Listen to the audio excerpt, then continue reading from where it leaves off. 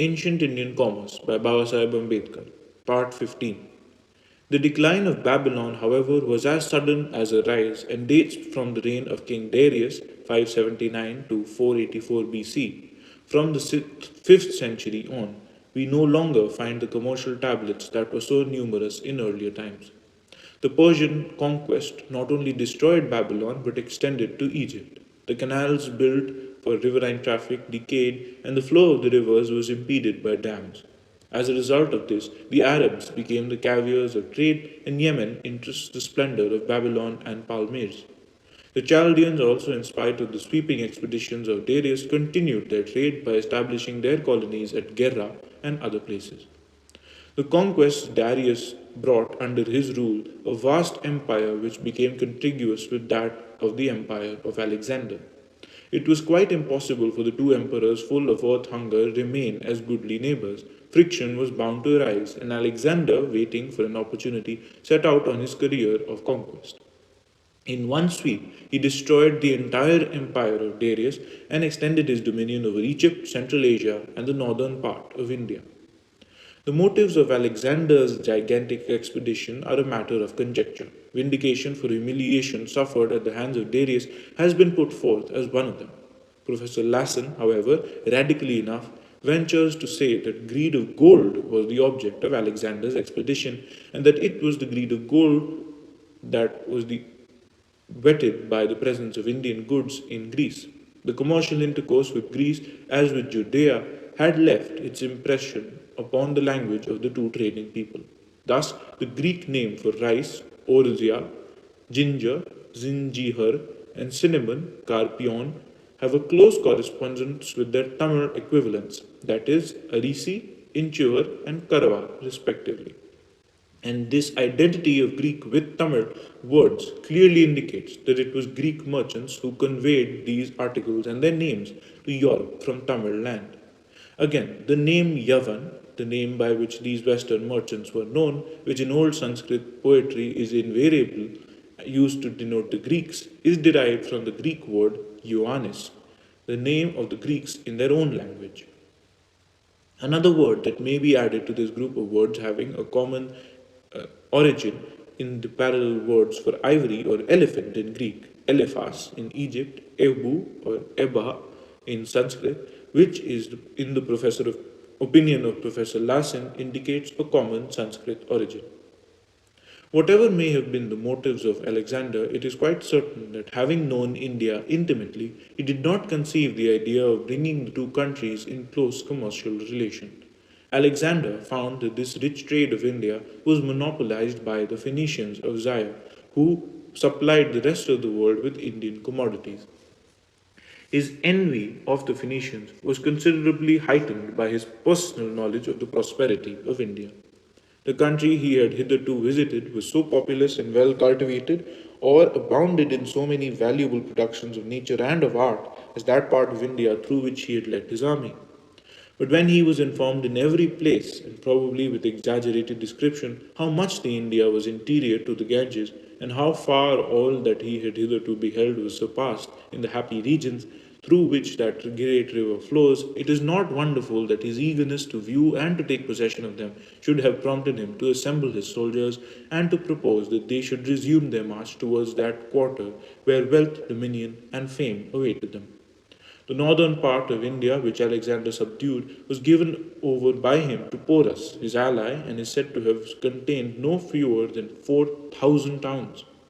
Even in the most restricted sense, comments, Mr. Robertson says, that can be given to the vague indefinite appellations of nations and towns, an idea is conveyed of a very large and great degree of population.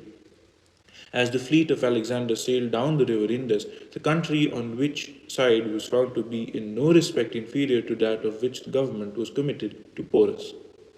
The memoirs or journals of his generals, Ptolemy, Aristobulus, and Nairak, opened the knowledge of India to Greece and to Europe. Having conquered Egypt, Alexander thought of opening a direct trade between India and Greece. With this object in view, he founded the city of Alexandria after his own name, which became the greatest emporium of trade in ancient times and continued to be so in spite of many vicissitudes. He cherished many a dream of permanently joining India to his empire, and some of it, not all of them, would have been realized had he lived longer.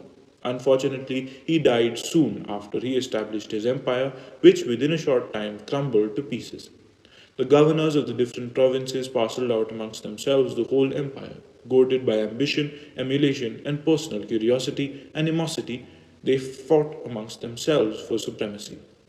It would be erroneous to suppose that the commercial relation between India and the Greece ceased because of the fall of Alexander's empire. Just the reverse, the relations became closer. Seleucus, the most enterprising and ambitious general of Alexander, after seizing for himself the Persian Empire, sought to join to his dominions the provinces of India conquered by Alexander. Seleucus was alive to the commercial gains to be derived by such a conquest and determined to carry out his plans by means of his vast empires. But his adversary was more than a match for him. Chandragupta, Sandrakottas for the Greeks, was ruling India as a benevolent despot. Amidst all medievalism, he was a modern man, endowed with both brain and brawn. Seleucus realized the superior strength of his army and enemy and wisely concluded peace, and to cultivate friendly relations between the two, he sent Megasthenes as an ambassador to the court of Chandragupta. Megasthenes was followed by Dimachus to continue the friendly relations. The Greeks maintained their intercourse with India throughout the Greco-Bactrian kingdom for a long time, though we have very scanty means to judge its magnitude and its charter. The Chinese historians tell us that about 126 years before the Christian era, a powerful horde of Tatars pushed from their native seats on the confines of China and obliged to move towards the west by the pressure of a more numerous body that rolled on behind them, past the Taxartes, and pouring in upon Bactria like an irresistible torrent, overwhelmed that kingdom, and put an end to the dominion of the Greeks there, after it had been established near 130 years. Though the land communication was thus interrupted, Alexandria continued to be the emporium of sea trade between Greece and India.